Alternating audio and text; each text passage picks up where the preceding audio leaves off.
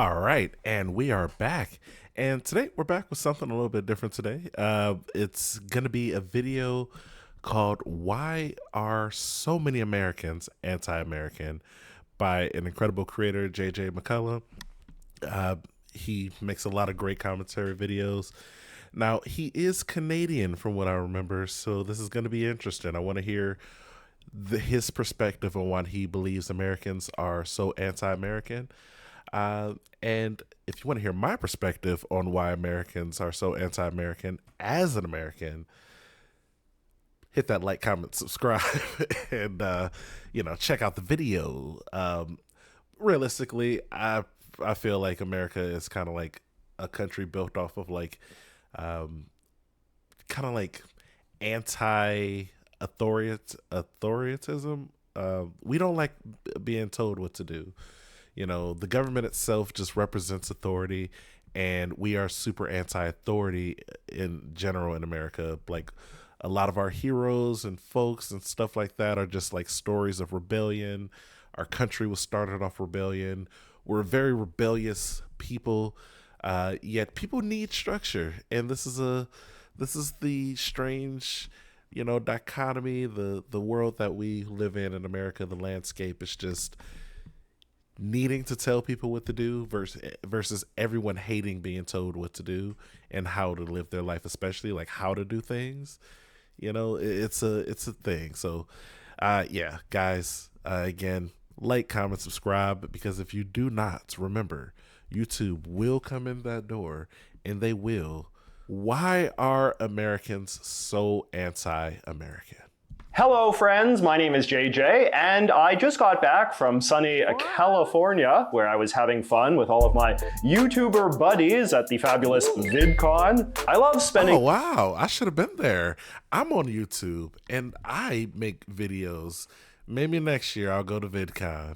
US, and I wish I had opportunities to do it more often. So many great, wonderful, friendly people in America. I feel like every time I cross the border, I make like a dozen new friends. But I will tell you one thing I do not like about Americans, and that is the relentless, smothering, obnoxious pessimism that I feel has come to define so much of American culture these days. You know, this idea that everything in America sucks, that being an American sucks, that the future of America is terrible and bleak, and that everything America does is either cringe or evil, while everything that the other countries do is like a million times better. As an outsider, I feel like this is a sentiment that I have noticed becoming more and more mainstream over like the last 20 years or so. 2 decades ago, the idea of being anti-American or blaming America first was something that people were super on guard against, perhaps excessively so. But now I feel like it's kind of the opposite extreme, where so many Americans' default disposition is basically like, yeah, everything here sucks, we suck, sad, but true. Even worse, I feel like this type of attitude is now becoming a social signifier of being a sophisticated, educated, thoughtful American in particular. Like, the more intelligent and successful of an American you are, the more you're expected to be sort of down on your country and your fellow countrymen, with a very dark and pessimistic attitude towards your country being one of the defining traits of your worldview and personality. And I want to be I completely understand where he's coming from. I will say, I feel like that's something that you probably would see more online versus in person. And the tricky part about that is online, there are a bunch of teenagers and like just dumb people. And Americans themselves, there's a lot of people in America. It's just a huge country. It's filled with a lot of people. There's going to be a lot of people who have that like, America sucks mentality when they don't actually mean it. They've never been to another country. They don't know how other countries work. Uh, they may see like things on TV and movies and hear people on the internet talking about how much better their country is and the things that we don't have that they do have, or, it's just, it's a little bit of like the grass is greener on the other side. And a lot of times when you are more, especially when you're like more liberal and stuff, you're gonna have like these super, you know, like anti, I would say, you're not trying to be like patriotic. It's like super anti-patriotic views. And a part of it is, again, the government itself versus the country itself. I feel like are different. People like America, the country. Like a lot of people dislike America as a government entity. It's just it's a weird dichotomy. Once again, it's something we live in as Americans. It's something we have to deal with. The fact that people who say they hate America would never leave America even if given the option. Very clear about something. I am not making a shallow partisan complaint here. As we will soon discuss, I think the sort of anti-Americanism that I'm describing is as much of a right-wing thing as it is a left-wing thing, maybe even more so. It honestly just feels more like a dark fever that's sweeping the US these days, affecting more.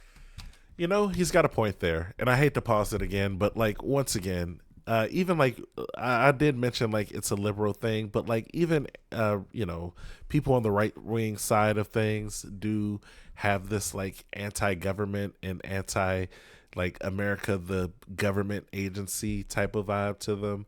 A lot of it revolves around not wanting to pay taxes. Talking to you libertarians, just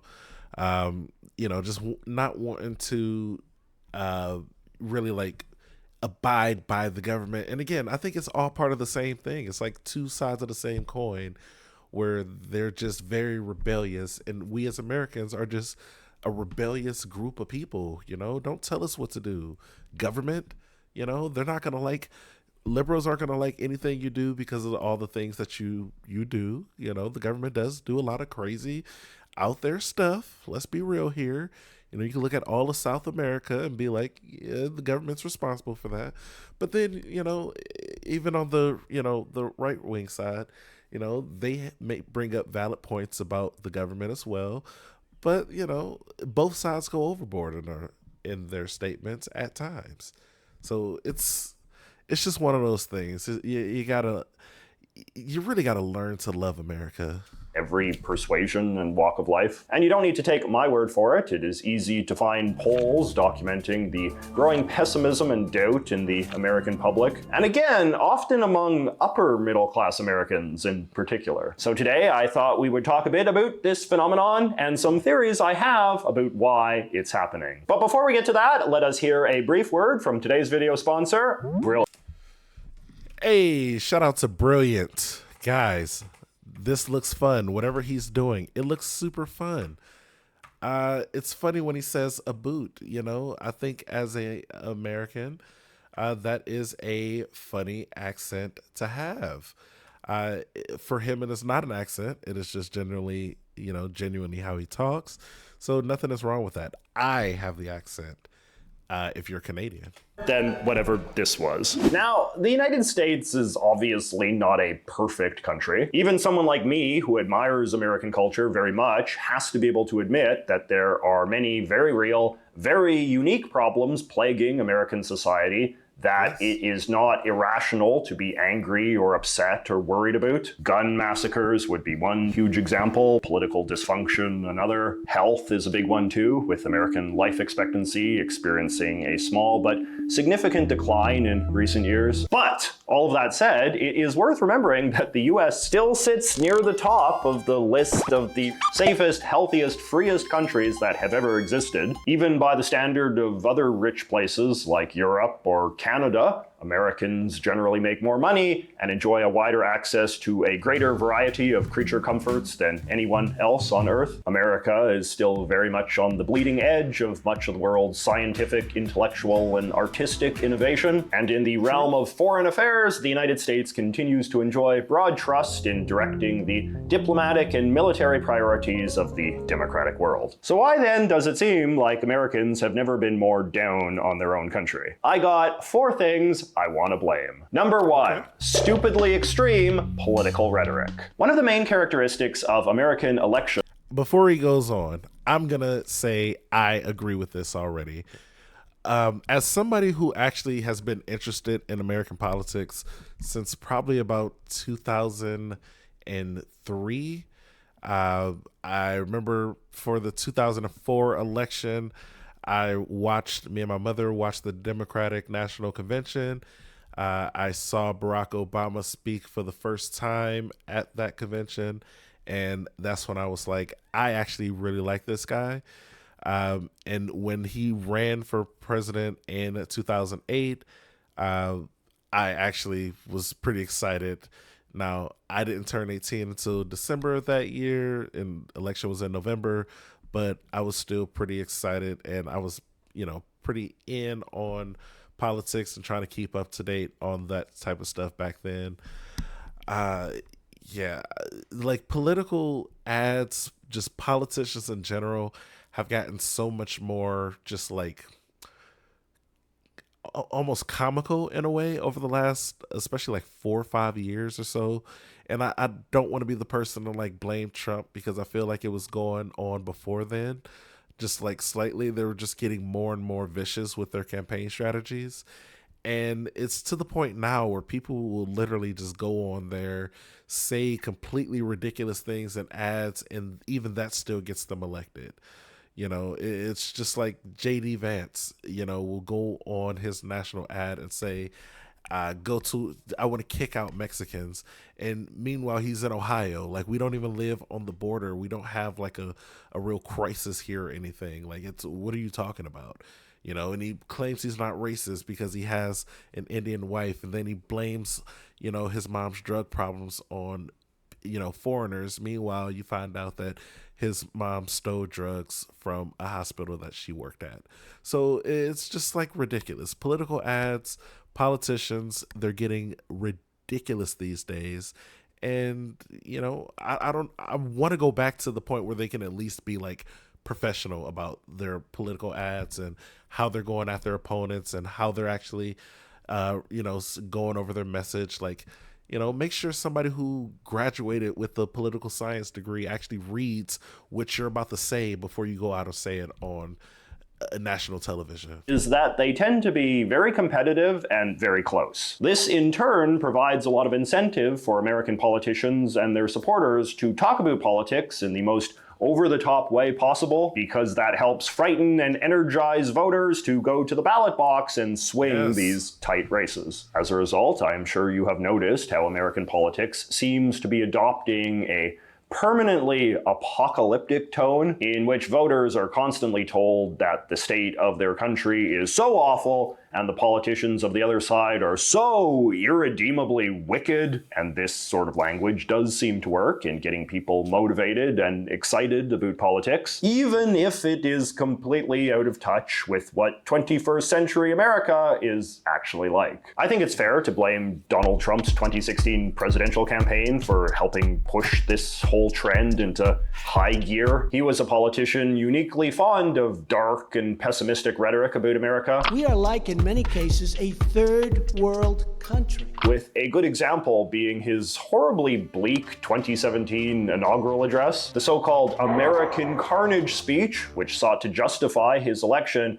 with some of the most aggressively anti-American language ever heard from a president, as George Will summarized in the Washington Post. Oblivious to the moment and the setting, the always remarkable Trump proved that something dystopian can be strangely exhilarating. In what should have been a civic liturgy serving national unity and confidence, he vindicated his severest critics by serving up reheated campaign rhetoric about rusted out factories, scattered like tombstones across the landscape, and an education system producing students deprived of all knowledge.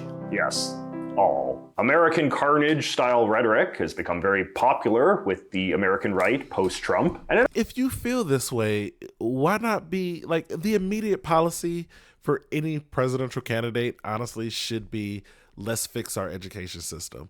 Let's put some money towards somehow put it into the American education system and, make sure that it is like uniform across the country, where you don't have people from New York learning way more things than people from, freaking Illinois or anything like that. You make sure that public schools around the country have the same amount of funding, regardless of if they're a magnet school or if they're whatever. Like, they should have that same amount of funding. If you live in the areas, the schools that we have in areas that are underfunded, the government should be pushing that even more in those neighborhoods to make sure that at bare minimum they have the best schools possible with the most education and the teachers who can afford to not they realistically teachers have to deal with like students that going through a lot of stuff at home, especially lower income areas. You got to make sure you're paying them additionally just because of the additional work that they're doing, headache and things that they're dealing with their job. You have to you have to make it get equity for this stuff. Equality is one thing, but like make sure everybody feels like they're actually equal. However you're going to do this, you got to split that equity up properly. It's just like no politician's going to be trying to do that because that's something that's not going to immediately get your money back. That's something that you have to put money towards, and you're not going to see the outcome of it for another generation, probably two, and who wants to invest in that much time? You trying to get reelected in 4 years. It often feels like every mainstream conservative in America just wants to spend all of their time whining about what a scum pit America has become, how it's all just illegal immigrants and drag queens and woke corporations and Marxist groomer teachers and all the rest. I guess a nonstop diet of this sort of stuff is supposed to persuade you to want to vote Republican, but it also just seems to be bumming a lot of people out. Like, what's even the point? This country has become a third world hellhole, as Ann Coulter subtitled one of her recent bestsellers. Over on the political left, however, things are hardly better. The freakout at Trump's unexpected election, along with the rise of Bernie Sanders, who was only slightly less of a demagogue than Trump, I think did quite a lot to consolidate an equally apocalyptic tone on the progressive side that is only getting more common. One of my favorite examples of this is The Atlantic, a center-left magazine that once sought to thoughtfully document the complexities of American life, but now just spends most of its time publishing doomer porn about how awful America is. Recent headlines include, "America is running out of time. America is headed towards collapse. And of course, we are living in a failed state." This is what sophisticated urban Americans are supposed to believe. Wouldn't we say another country like ours was a failed state at this point? Are we a failed state? This country is an embarrassment. This is a failed state. But in substance, it is often barely different from the fear-mongering of some Fox News demagogue like Tucker Carlson. This is the behavior of a failed state. Among young Zoomer lefty types, it is pretty much the same. You spend any time following leftist accounts on YouTube or TikTok, and you're bombarded with young Americans confidently describing their country as a capitalist hellscape that I appear to be trapped in with no end in sight. I don't believe that we are heading towards a dystopian society. I believe that the dystopian society is already here and we are full-blown in the midst of it. So we're living in a fascist regime. Usually from the comfort of This is where I go back to a classic statement of mine, is that young people are dumb. And I hate to say that or it's like sounds like super offensive, but like realistically, like especially if you're like under the age of like 21, you're probably saying a lot of things that maybe sound smart, but then they're not backed up by any facts. And then, they're also just kind of like, when you think about them, they're kind of dumb things when you try to like back them up. If somebody like says, okay, like what do you feel like a dystopian, country looks like? And then you're like, well, no, America's definitely a dystopian country. And then you're like, okay, well, is America doing better than this country? You could say that isn't dystopian. And then they have to say yes, because there's very few countries America isn't doing better than. And then that instantly disproves their argument. Now, they are saying that they don't like this, the type of country that we live in, the capitalistic hellscape. We do live in a very capitalistic country. You'd get more time in jail for tax evasion than you would do for freaking, I don't know, like assault. It's crazy. There are things about America that are bad, but then there are plenty of things that are incredible about America. Everyone should be proud to be an American. If you live in America, you should be extremely proud. You live in literally one of the best countries in the world. Now, we used to always say we live in the best country in the world, but I'm not going to go that far. I'll say we're in the top 5, I don't know the order, but we're in that top 5. We might be number 1. We might be number 1. But I don't live in any other country, so I'm going to give it top 5. Last bedrooms. I will give President Biden credit for mostly standing against the grain of this wing of the left in a way that Trump clearly has not done with the right. I am more optimistic, my word of this now. I am more optimistic about the possibilities for America than I ever have been. We are better positioned than any country in the world. But Biden is also a very old man who seems to be operating on the assumption that today's Democrats want some sort of upbeat JFK-type character leading them. I wish that was true, but a lot of influential voices on the American left seem pretty eager to convince me otherwise. The second big thing I would blame for rising American self-loathing is kind of similar, and it is the increasing prevalence of conspiracy theories in American culture. Conspiracy theories can take a lot of different forms, but in an American context, there seems to be a particular fixation on ones that portray basically any institution of power in American society as being run by evil liars who have no higher ambition than abusing and enslaving the American people. I just wanted to let him make sure to get through his point. So yeah, this is exactly, I was gonna make a video about this, guys, and you guys never saw it because I never actually did it or finished it yet. But I blame this on conspiracy theories as well. One big thing that I like to blame is the movie The Matrix. That movie has sparked so many different conspiracy theories that it is ridiculous. It's created the Red Pill movement, or it didn't create it, but it helped inspire the Red Pill movement. It did so many things that even though the first one was a good movie, you know, it wasn't even worth, I don't think the Matrix movie was worth making. I think it's done more damage than it, you know, has done, you know, as far as provide entertainment value. Also, the other 2 Matrix movies weren't even that good. But yeah, like also like JFK conspiracies, you know, before that, you know, there's plenty of actual reasons why Americans would be conspiratorial, but like we are super like with conspiracies. Like we in America love conspiracies. Everything's a conspiracy. Everything has something with it. People, you know, I'm black. So there's plenty of conspiracies just within the black community that I will not share with you guys. Because if you know, you know, and if you don't, you know, hey, find out. It's just like, it's just crazy. You know, there are a lot of different conspiracy theories. We are just like, we have a problem. At this point, I don't know how to solve that one. You know, how do you stop people? Because you can't just give them the knowledge. You know, we got flat earth and stuff.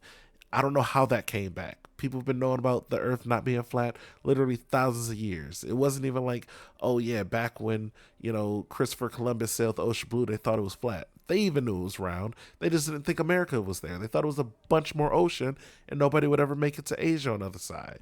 When he got here, he thought freaking Puerto Rico was Japan. So it's just like, come on, guys. Stop the conspiracy theories. You know, just read a book, you know, do actual research. You know, that's more than just looking at the first page of Google. You got to go to at least the 4th page of Google.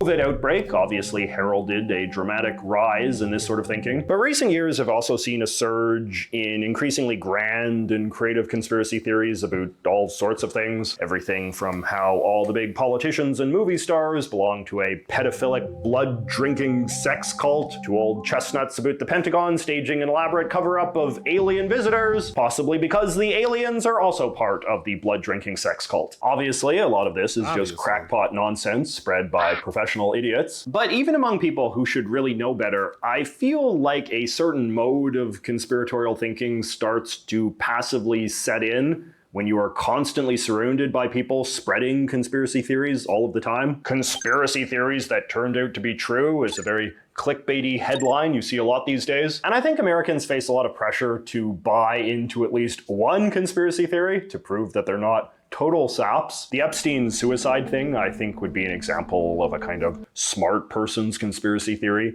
even though in practice it is no less dumb than any of the others. Season 2 is on the way, so in the end, he obviously didn't kill himself. just like Jeffrey Epstein. Shut up! I know he's your friend, but I don't care. A lot of the anti-corporate rhetoric that Americans like to thoughtlessly toss around can be a form of soft conspiracism as well. You know, this idea that the corporations are these shadowy puppet masters who have made a sham of American democracy. So we've just given our politics to the corporations, and now the corporations run our politics. And you're telling me we live in a democracy? No, we don't, man. It's over. Even if you don't elaborate on this thesis in any way, just saying this is an easy way to get credit as an American who gets it. I mean, if you don't really get it, then I guess it doesn't make a lot of sense. But here in America, it's like when they say corporations, I think what they're really talking about is like when politicians get paid by lobbyists. So like lobbyists pretty much work on behalf of corporations. They pay politicians to make sure that certain bills and laws can actually get passed. Lobbying is legal in America, even though it feels like it's something that shouldn't be legal. It's like technically any person, or I guess like any group, can lobby to another country or to lobby to politicians.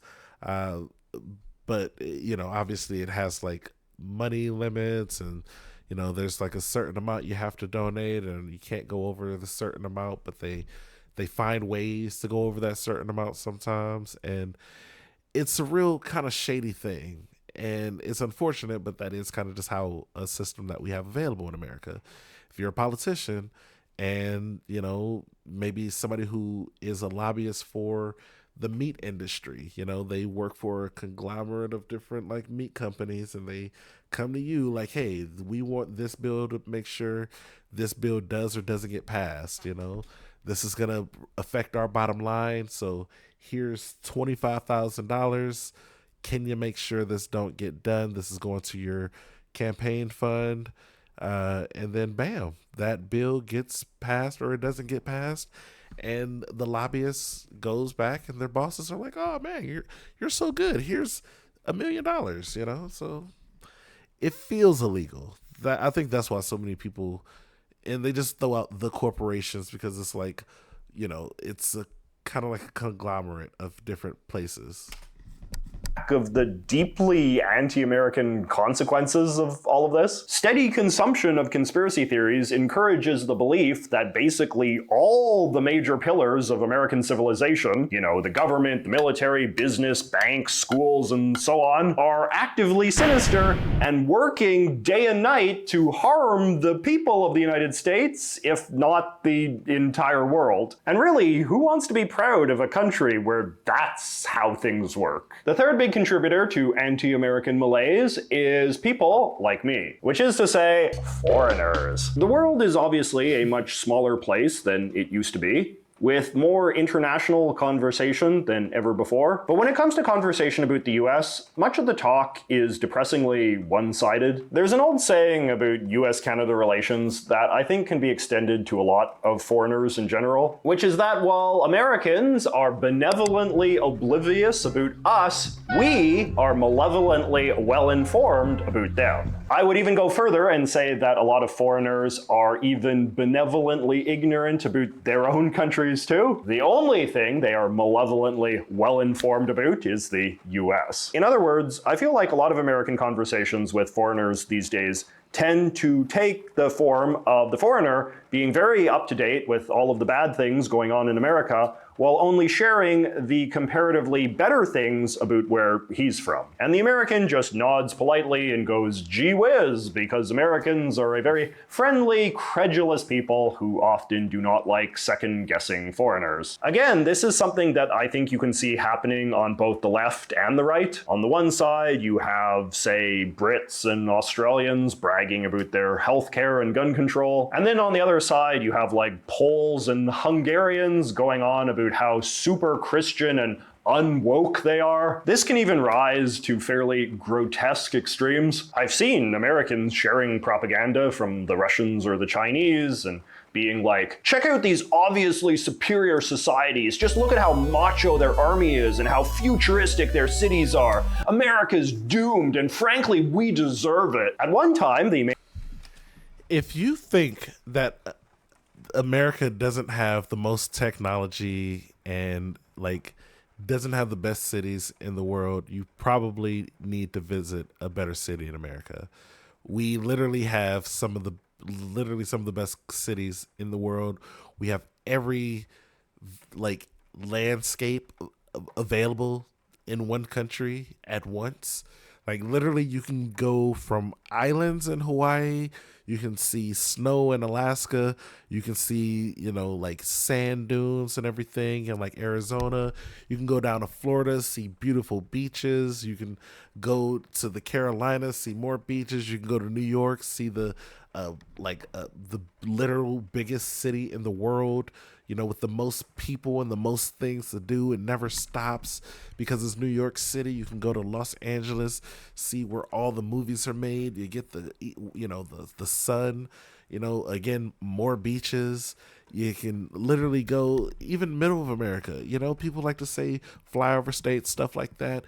You get some of the best people. You get some of the best food. You get some of the best atmosphere. You just get literal everything. Whatever you want to be. Like, people from other countries have to go out of their country to go see the things that we can enjoy within our country.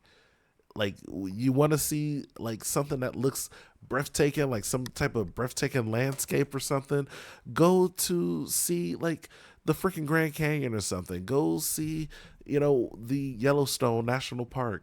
Go see mountains. Go see, go to Vegas. You literally see freaking desert, and then you'll also see mountains with snow caps.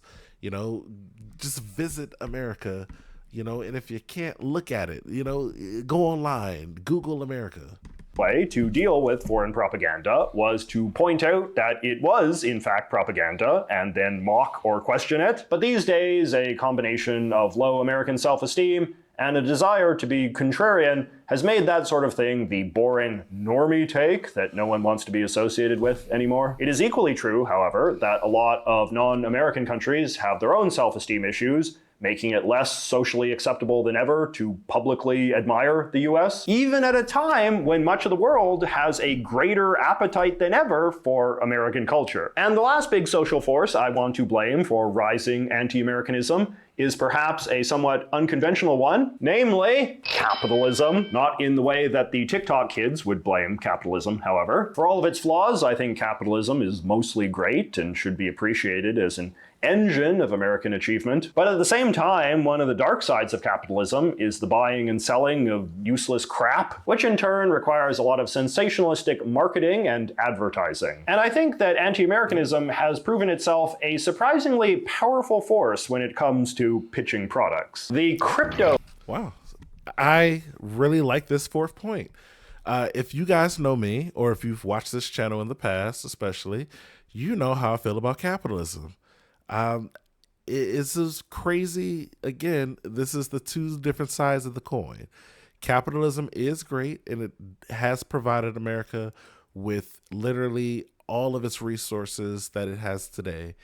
On the flip side of this, capitalism is actually evil, and it is the reason for most issues that we have today, and it's mostly the reason that any issues we have will not get resolved. Most issues that we have today could be resolved if people decided to say, you know what, forget the capital, forget how much money I'm going to make off of the return of this. I'm actually putting money towards something, and I know I'm just going to lose it. And it's only going to help someone else or another group of people. That is almost impossible to find in America, especially by people who make money through capitalism. Capitalism has affected every single part of American culture. Capitalism is the reason that America was founded, because Christopher Columbus wanted to find another way to get to India, and he wanted to save money. Capitalism is the reason why, black people are in America because of slavery, because they wanted to make more money off of slavery. Slavery was a profitable business. At the end of the day, it helped build America to what it is today. And that also was initially based off of capitalism. Capitalism is what makes it so you say, hey, you know what? You're making so much money off of what you're doing. Do not think about these people as people. Think about these people as things. And even after slavery and what we have today, the reason we don't have healthcare is because capitalism. You're not going to think about people as people when you're thinking about insurance companies first and their bottom line, and you're thinking about all the things that we have in place that would make it impossible to give the nation free health care, realistic. Like, it's the reason why they wouldn't have like a universal basic income, because that would involve just giving money out to people, and maybe you'll get some of it back, but then what if people don't go out and spend all that money with that universal basic income, and now you're not making the profits? It's not going back into the economy. The economy is the most important thing in America. It is worth more than each and every individual life that we have. Maybe not all together, but each singular person is worth less than the American, the capitalist system that we live in. It's worth less than the stock market. So, and that's a problem. We should care more about people than we care about money, but we don't in America. Like, money is more important than people's lives in so many different ways that it's incredible. And I'm sure it's like this in literally most countries in the world. 99.9% of countries, money is more important than people. But in America, I feel like we really live by it, and our history shows it. And pretty much any issue that you have in America, you can actually play like that little like 7 connections to whatever. The end connection will be capitalism. Because at the end of the day, people are trying to make money, and America's about making money. A lot of our most famous people in American history have been capitalists and people who just made money. So it is what it is. This is a good point.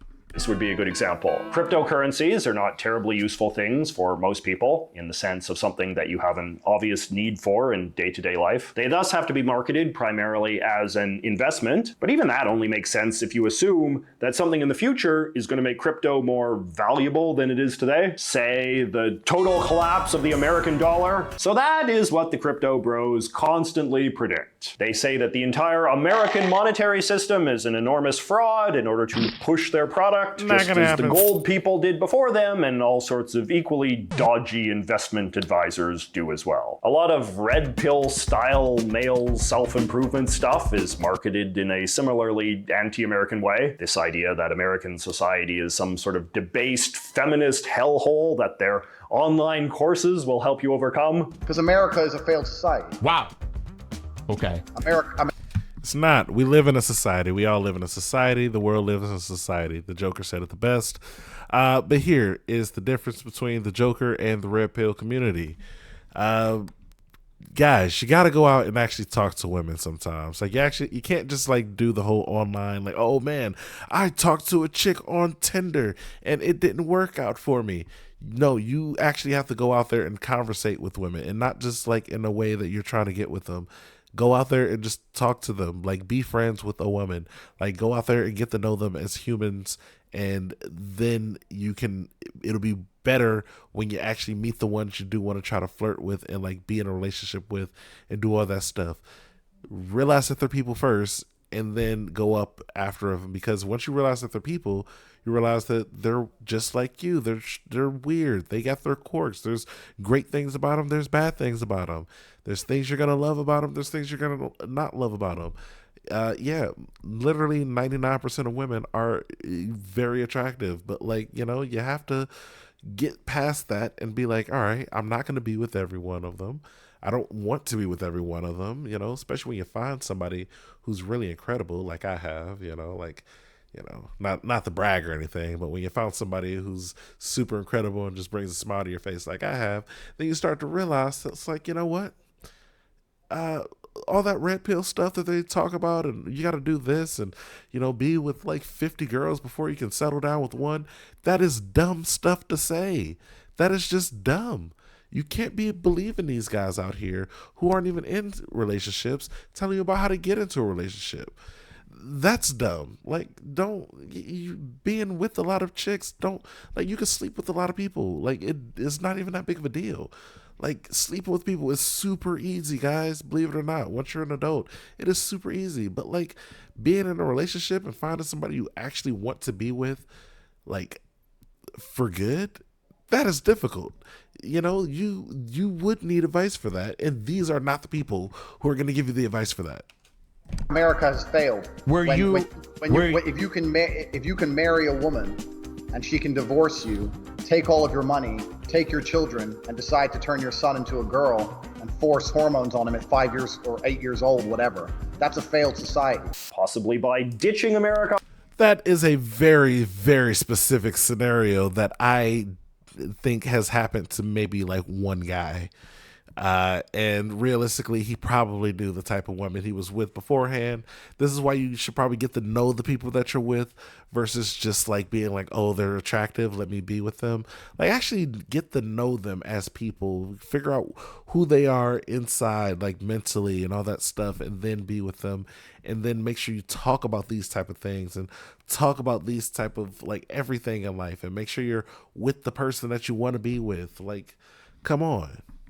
All together and getting a nice passive trad wife in Thailand or Romania. And then there is, of course, the firearms industry, which sells a lot of guns by implying that America is a vastly more dangerous country than it is, which then fosters a different sort of anti-Americanism as people come to resent living in a country full of guns. I'm not quite sure what the progressive equivalent of this sort of thing would be. Maybe the aggressive marketing of all of those anti-racism courses and programs and books and things, which likely have the net effect of making the American middle class think of their country as being a vastly more hateful and bigoted place than it probably is. So, in conclusion, I just want to once again emphasize that I am not saying Americans have nothing in their country worth complaining about, or even nothing worth being full of rage about. They have plenty of both, and it is good that Americans feel so comfortable saying so. Coming from Canada, a country whose smug self-satisfaction can get pretty obnoxious, I often quite envy America's skill at self-criticism. It is a real testament to American openness that someone like, say, Noam Chomsky, who has basically been complaining about America full-time for the last 60 years, can be so famous and celebrated, which is certainly not something a lot of other countries can say about their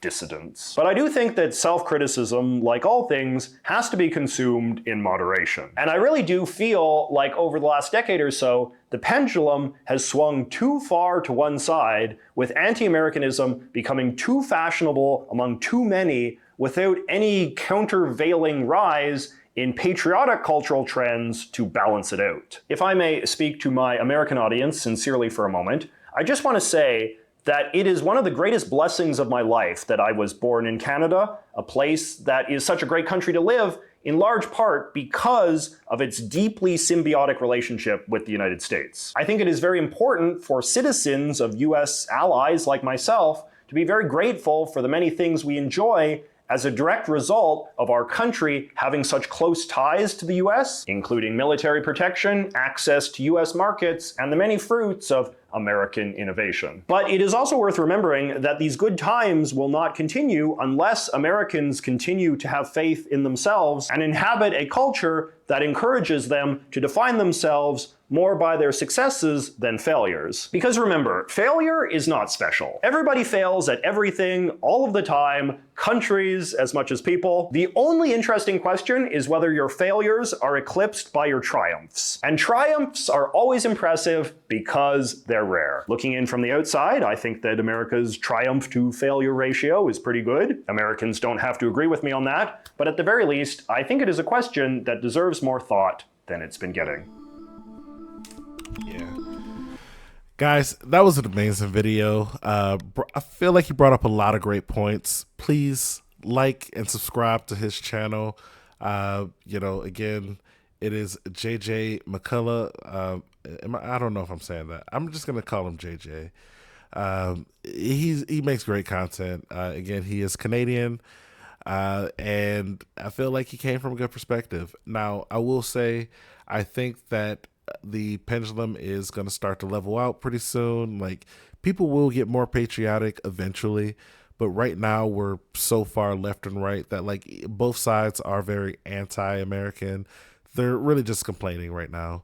Once people realize again that like they're a new generation after this is going to hear everyone else complaining about it so much, and they're probably going to be like anti, like, oh man, our parents complain about America all the time. I'm going to love America now. And, they're probably going to be more patriotic than us. I am proud of being an American. I love America. I do see the many faults in it. I don't think there's nothing wrong with calling out its faults, but there is a difference between making genuine call outs and then just complaining. Like, I will say this, a part of me does understand when people say like it or leave it. Cause a part of me is like, if you don't have a real solution, just don't even bring it up. But also, it's nothing wrong with bringing it up. Like, that's just me, again, being an American myself and just being like, I don't want to hear what you have to say if it's not constructive. But realistically, everyone has their right and opinion to express themselves. That's part of America as well. It's a weird country to live in. I'll say that. And if you live in America and you completely understand what I'm talking about, shout outs to you. I'm also in America. If you don't live in America and you're like, man, this video is interesting because I never heard an American's perspective on this, then shout outs to you as well. Remember, guys, like, comment, subscribe to the channel. And as always, bye.